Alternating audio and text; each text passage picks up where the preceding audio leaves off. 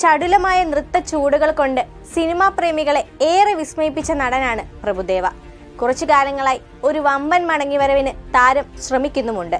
ഇപ്പോഴിതാ അത്തരത്തിലൊരു കംബാക്ക് നടത്താൻ ശ്രമിച്ചത് വലിയ വിമർശനമായി മാറിയിരിക്കുകയാണ്. തന്റെ പുതിയ ചിത്രമായ വൂൾഫിലെ സാസാ സാസ എന്ന ഗാനമാണ് സമൂഹ മാധ്യമത്തിൽ കടുത്ത വിമർശനങ്ങൾ നേരിടുന്നത്. പ്രഭുദേവയ്ക്കൊപ്പം അനസൂയ ഭരദ്വാജ്, റായി ലക്ഷ്മി, ശ്രീ ഗോപിക എന്നിവരാണ് ഗാനരംഗത്തിൽ അഭിനയിച്ചിരിക്കുന്നത്.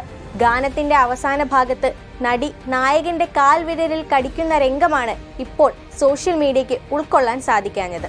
ഇത്രയും നിലവാരം കുറഞ്ഞ ഗാനം അടുത്തെങ്ങും കണ്ടിട്ടില്ലെന്നും കേവലം ബ്ലൂ ഫിലിമുകളുടെ നിലവാരത്തിലേക്ക് പ്രഭുദേവയുടെ കരിയർ കൂപ്പുകുത്തിയെന്നൊക്കെയാണ് ചിലർ പറയുന്നത്. നായികയ്ക്ക് പകരം നായകനാണ് ഇത് ചെയ്തിരുന്നതെങ്കിൽ ഇത്രയും വിമർശനം നേരിടേണ്ടി വരില്ല എന്ന് പറയുന്നവരുമുണ്ട്. ഇനി ആ രംഗത്തിൽ പ്രഭുദേവ അഭിനയിച്ചതാകാം പ്രശ്നമെന്നും ചിലർ പറയുന്നു.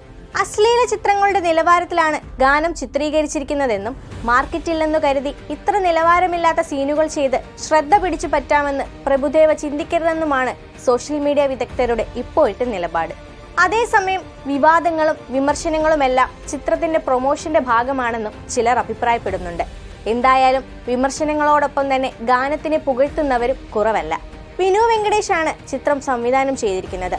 ആക്ഷൻ ചിത്രമായി ഒരുങ്ങുന്ന വൂൾഫിൽ മലയാളി താരം അഞ്ജു കുര്യനാണ് നായിക കഥാപാത്രമായി എത്തുന്നത്.